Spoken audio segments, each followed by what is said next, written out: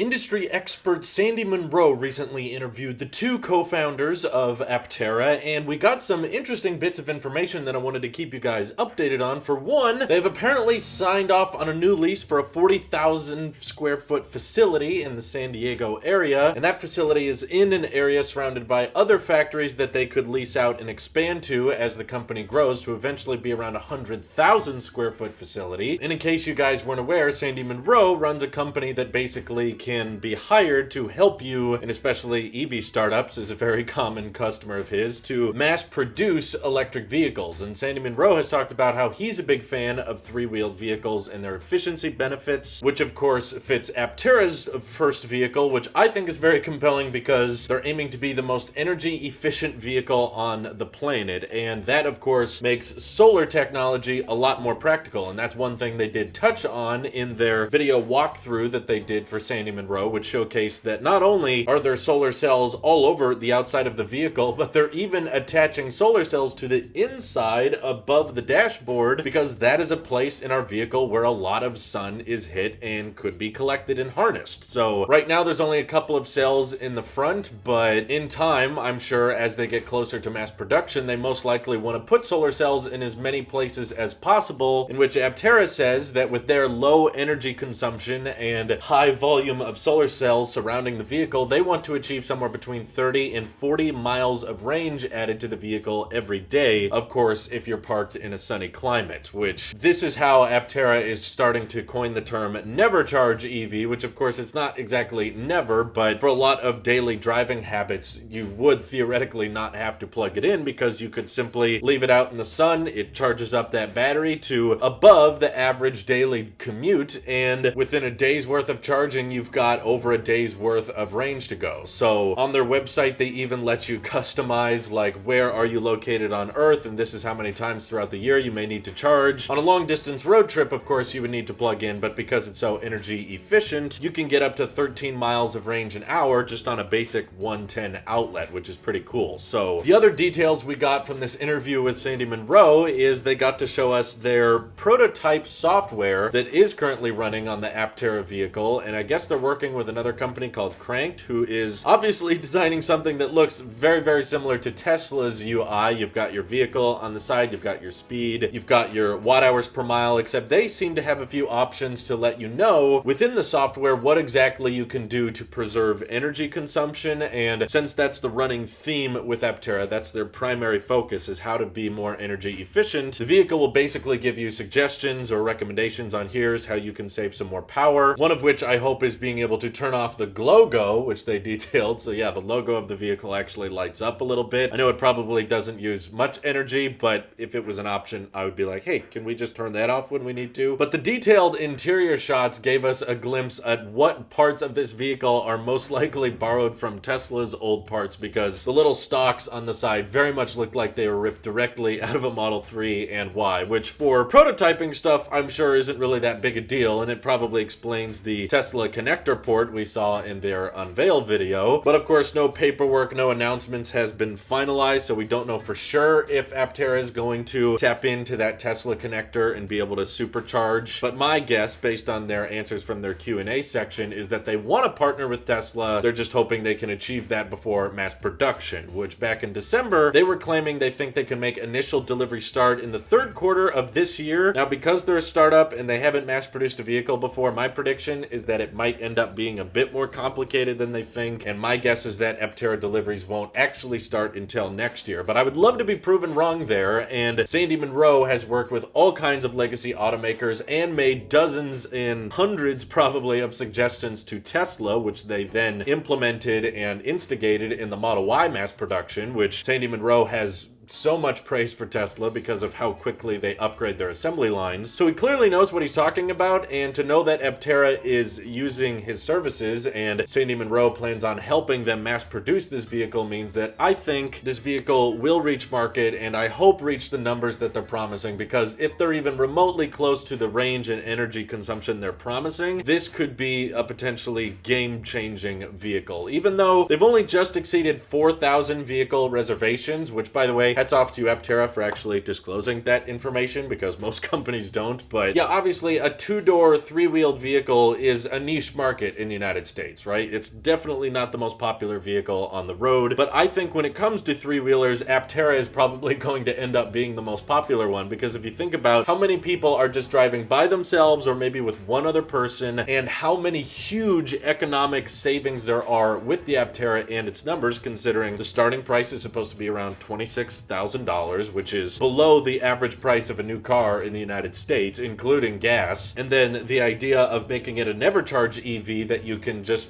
leave in the sun, and that's enough to get you from where you need to go. And when you do charge, you're using such a little amount of energy. This would be far cheaper to operate than even most traditional electric vehicles, because you have to factor in the cost of charging them. And with typical four-wheeled, four-door sedans, adding solar panels to them would not make that big a difference, because even if they were parked outside in the sun all day, their energy consumption is so high, so you could barely get 10 miles of range added. So the cost of adding the cells becomes not really worth it as a whole, whereas with a vehicle like Aptera, which is so much lighter and requires so much less energy to move, solar starts to make a lot more sense. And if people start finding out that, wait a minute, I could basically buy a car for under $30,000 and it can charge itself just by being left in the sun, that's infinitely cheaper than gas, and probably quite a bit cheaper than just plugging in your car from home. Now you don't have to worry about the electric bill going up, and because the DMV is probably going to consider this a motorcycle, we could be looking at much cheaper insurance rates as well than traditional vehicles. And I'm also expecting that repairability might be a great advantage of the Aptera, because they seem to be very outspoken about the right to repair, and the design as a whole seems to be fairly scalable in the future, because the main body of Aptera only has 4 main parts. And Sandy Munro in the interview talked a lot about how cool he thinks that is, because obviously the best part is no part, the best process is no process. So the more you can simplify a vehicle's design and the less parts you can have, the cheaper it is to produce. And because the vehicle is primarily made of composites, there's a lot less automated welding that has to be done with the Aptera compared to a lot of other EVs in the automotive space, which of course have more complexities, more welding that has to go on, and overall results in a less efficient, more expensive vehicle. So here's hoping Aptera can achieve those numbers. And I also think that when you question tradition and when you go against the grain with a vehicle like Aptera does, you can find all kinds of unique and special benefits. Like the one they talked about recently was their skin cooling design, which means that because their electronics are not using as much energy as traditional electric vehicles, using the exterior skin of the vehicle, they can cool the electronics and not require as big of fans or as complicated radiator as traditional vehicles. And typically with higher voltage EVs, you can't really rely on an exterior skin for cooling because the temperatures are going to be so high. So that's just one of many perks of designing a vehicle that's so much lighter, so much smaller, and non-traditional. And I know that it's not going to be perfect for everyone, especially families, people who are going to need 3 to 4 or 7 people in a vehicle. Aptera is not going to be great for that market, but I think inner city travel, and especially places where people aren't driving great distances all the time but have a lot of sun, they will benefit greatly from a vehicle like this. And the design has certainly grown on me as time has gone on, and Sandy Munro seems to be in my same department here of being a fan of the matte black exterior, and it certainly looks like a vehicle from the future. So I'm glad to hear that they have leased a facility and they're giving more details on this interior and how they're planning on coating it with solar cells, and going more in depth about the battery management system, the heating and cooling systems. So I'll be sure to keep you guys posted on Aptera with future videos, and of course I'll link below the full interview with Sandy Munro, which I thought was really interesting and engaging. So please feel free to check it out. Let me know what you guys are most excited for with the Aptera, or if there's issues you have with it, or are you guys as pumped for a vehicle like this as I am. Thank you all for watching. Hope you have an excellent rest of your day. Take care.